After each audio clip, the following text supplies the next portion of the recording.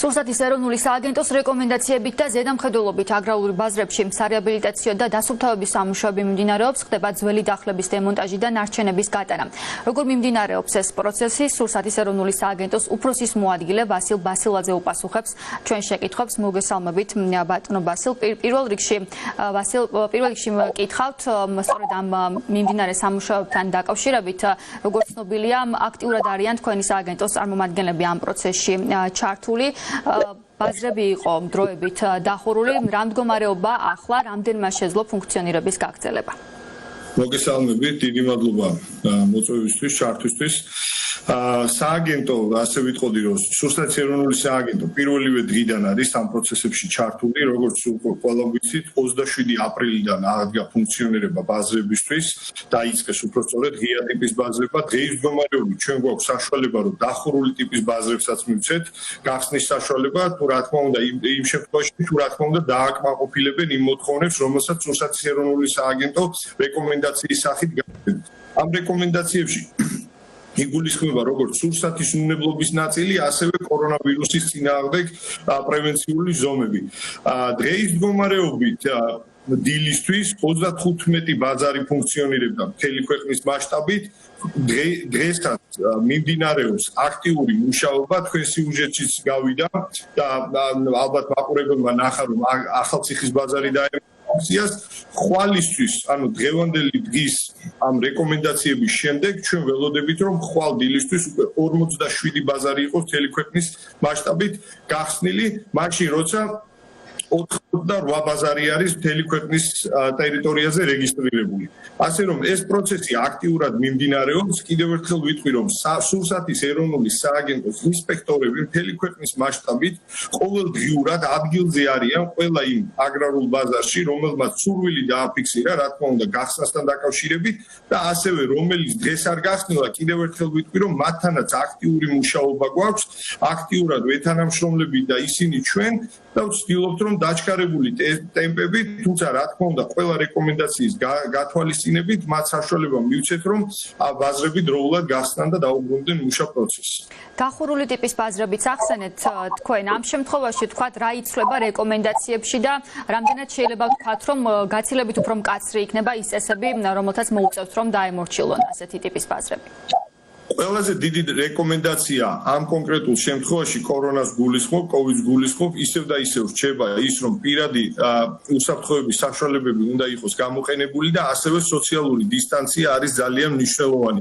აქვე უნდა გაკონტროლდეს შესვლა გამოსვლის ნაკადი, რომ ადამიანებს არ გაუჩნდეთ ერთმანეთთან, უბრალოდ არ მოხდეს ამ სოციალური დისტანციის დარღვევა. შესაბამისად რეკომენდაციები თითქმის იგივე არის, უფრო მკაცრად უნდა მოხდეს უბრალოდ დაცვა ამ სოციალური დისტანციის, რადგანაც დახურული სივრცეა, ღია სივრცეში უფრო მეტი თავისუფლება და ნაკლები შეზღუდვები გვაქვს.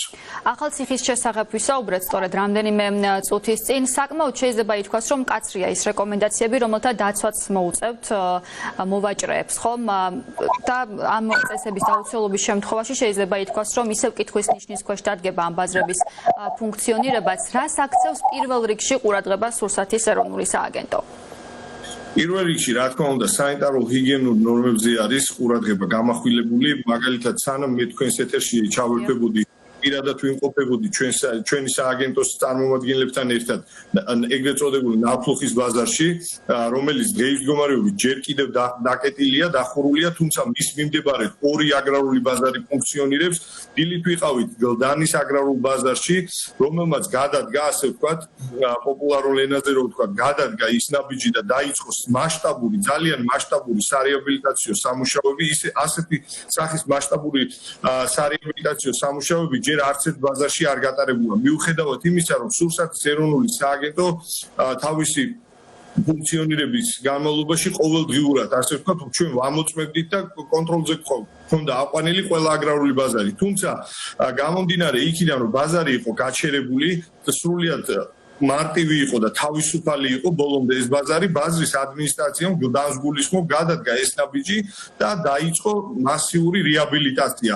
საკმაოდ შთამბეჭდავი ფაქტი იყო, როდესაც ჩვენ ამ ყველაფერს შევესწარით და მე ხედავ ახლა ეკრანზე, რომ მაყურებელს შეუძლია კადრები ნახოს თუ რა რაოდენობით არასაჭირო ინვენტარი გამოვიდა ამ აგრარული ბაზრის ტერიტორიიდან, ეხლაც მიმდინარეობს ეს სამუშაოები ძალიან აქტიურ ფაზაშია და როგორც თვითონ მე პატრონი და ბიზნეს ოპერატორი გვეუბნება ძალიან მალე უკვე გლდანის ტერიტორიაზე აღდგება ეს აგრარული ბაზარი უკვე განახლებული სახით და იმ რეკომენდაციების გათვალისწინებით, რომელსაც სურსათის ეროვნული სააგენტო სურსათის უნებლობის ნაწილში მოითხოვს და ასევე კოვიდის ნაწილში. დიახ, ჩვენ ახლა კადრში ვნახეთ სწორედ როგორ ხდება ამ ნარჩენების გატანა კონკრეტულად გლდანის ბაზრიდან და ახალციხის შემთხვევაშიც ვახსენეთ, რომ მიმდინარეობს ძველი დახლების, ასე ვთქვათ, დემონტაჟი. ასეთი პრობლემის წინაშე ალბათ ბევრი სხვა აგრარული ბაზარი დგას მთელი ქვეყნის მასშტაბით. რამდენად თქვათ მოხერხდება აი ამ მოკლე პერიოდში ასეთ პრობლემასთან გამკლავება, თქვენ როგორ ფიქრობთ? მოდით ასე ვთქვათ, რომ 47 ბაზარი ჩავთვალოთ, რომ უკვე ფუნქციონირებს საქართველოს ტერიტორიაზე. ეს არის იმ რაოდენობის ნახევარზე ოდნავ მეტი, თუმცა მოდი ვთქვათ, რომ ნახევარი რთული რომ იყოს რეკომენდაცია, მაშინ ჩვენ დღეს სახეზე გვექნებოდა, რომ 100%-დან არც 1% არ არის გახსნილი და ვერც ერთმა ვერ დააკმაყოფილა ასეთი რთული ჭალებში რეკომენდაციების დააკმაყოფილება და ვერც ერთი ბაზარი ვერ გვექნებოდა მუშა და ფუნქციონირების რეჟიმში. ვისაც სურვილი აქვს, ვინც ჯანსაღად და ჯანმრთელად უდგება ამ პროცესებს და ვისაც უნდა რომ საქმიანი დამოკიდებულება ჰქონდეს, როგორც თავისთვის, როგორც ბიზნეს ოპერატორისთვის, ასევე მის ტერიტორიაზე დასაქმებული ადამიანისთვის, ამ ყველაფერს ძალიან მარტივად აუდის და მარტივად აგვარებს.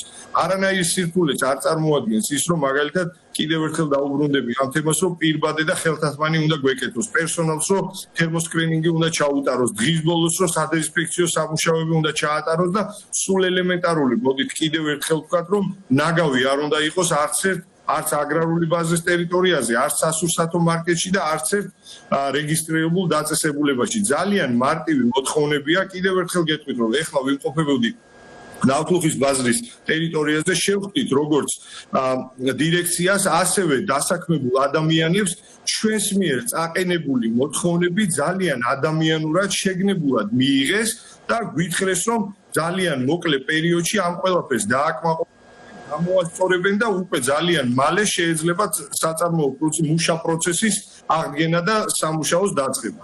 ასე რომ ერთხელ ვთქვათ, რომ ვისაც სურვილი აქვს და საქმიანად უნდა ამ ყველაფერს მიუდგეს და თავისი ჯანმრთელობა, მოხმარებლის ჯანმრთელობა და ზოგადად ქვეყნის მიდგომებს და მიმართულებას აუწყოს ნაბიჯი, ძალიან მარტივად მოსაგვარებელია ეს ყველაფერი. ბატონ ვასილ, ერთი არის უსაფრთხოების წესების დაცვა და მეორე თავად სურსათის უვნებლობა, ხომ? ამ მხრივ რა ახალი გამოწვევების წინაშე შეიძლება დადგნენ მოვაჭრეებიც და მათ შორის სააგენტოც? არაერთი ინფორმაცია გაჟღერდა სურსათის კორონას პერიოდს გულისხმობს, სურსათის დამუშავებასთან დაკავშირებით, მათ შორის აზრთა სხვადასხვაობა არსებობდა იგივე არაცხოველური წარმოშობის სურსათთან, როგორც არის ხილი, ბოსტნეული, და ასევე ცხოველური წარმოშობის სურსათთან, თუმცა კიდევ და კიდევ რო დაუბრუნდეთ ამ საკითხს, ძირეული სურსათის უნებლობის მიდგომები და სტანდარტები ისევ იმ ფუნდამენტზე არის დაყნობილი, როგორც ადრე იყო. მაგალითისთვის ეხლა ისეთი სეზონი არის, რომ ძალიან ბევრი ბახჭეული და ბოსტნეული შემოდის, აუცილებლად ძველი წესით უნდა დავამუშაოთ ძალიან კარგად უნდა გავრეცხოთ ხელების დაბანვა, რა თქმა უნდა, ამაზე აღარ ვამახვილებ ყურადღებას, ეს ექიმების მხრიდან გასაკეთებელი რეკომენდაციაა, თუმცა მეც კიდევ ერთხელ აღვნიშნავ, უნდა გავრეცხოთ, კარგად დავამუშაოთ და როგორც ადრე ვცდილობდით, რომ აი ეს ყველაფერი გაგვეთვალისწინებინა, ისევ იგივე მიდგომებით უნდა გავაგრძელოთ სურსათის უნებლობის საკითხთან ურთიერთობა. მათ შორის მაღალი რისკის სურსათთან, როგორც არის ხორცი უნდა დავამუშაოთ თერმულად კარგად და კარგად დამუშავებული თერმული ხორცი უნდა მივირთვათ და არანაირ პრობლემას არ წარმოადგენს. თავად მოვაჭრეების მისამართითაც ხომ არ გულისხმობს ეს რაიმე დამატებით მოთხოვნებს? რა თქმა უნდა, ჩვენ მაგალითისთვის გეტყვით, რომ აი ისევ დაუბრუნდები გლდანის აგრარულ ბაზარს, ხვალისთვის დაგეგმილი გვაქვს, ასე ვთქვათ, ტრეინინგების ჩატარება, ადგილზე ვკრიბავთ, ასე ვთქვათ, გენერალური რეპეტიცია დავარქვათ ამ ყველაფერს, თუ როგორ უნდა გაიხსნას ეს აგრარული ბაზარი, კიდევ ერთხელ ვამბობ, რომ ჩვენ ჩართულები ვართ ამ ყველაფერში თავიდან ბოლომდე, გვინდა რომ მივაწოდოთ ეს ინფორმაცია და ყველაზე დიდი რეკომენდაცია ისევ და ისევ მოვაჭრეების მიმართ ამ წუთას რაც მე შემიძლია ვთქვა, რომ თვითონ მუშა პროცესის დროს ძალიან მნიშვნელოვანია, რომ დავიცვათ სოციალური დისტანცია და გვეკეთოს პირბადე და მომხმარებელთანაც კონდეს აი ესეთი სახის ურთიერთობა, რაც მეტი დისტანცია იქნება, ამას ახლა ჩემი საუბარიც აღარ უნდა, მე მგონი ფაქტის სახეზეა სოციალურმა დისტანციამ და დარჩი სახლში პრინციპმა, როგორ წინა ფლანგზე წამოწია ჩვენი ქვეყანა კორონასთან ბრძოლაში და ამ საკითხებთან მიმართებაში. დაახლოებით როგორ ფიქრობთ, რა პერიოდი შეიძლება დასჭირდეს ყველა ბაზრის, ასე ვთქვათ, გახსნას, როგორც აღნიშნეთ 47 ამ დროისთვის უკვე ფუნქციონირებს? ესე კონკრეტული თარიღის დასახელება ნამდვილად გამიჭირდება, თუმცა კიდევ ერთხელ ვიტყვი, რომ ყველა ოპერატორი მონდომებული არის, ყველა სხვადასხვანაირი განსხვავებული, ასე ვთქვათ, საკითხი აქვს გადასაჭრელი თავის ტერიტორიაზე, თუმცა მიმდინარეობს მუშაობა და ვიტყოდი, რომ ძალიან მალე ყველა ბაზარი დაუბრუნდება ფუნქციონირებას. დიდი მადლობა. სურსათის ეროვნული სააგენტოს უფროსის მოადგილე ვასილ ვასილაძე პასუხობდა მაესტროს შეკითხვებს.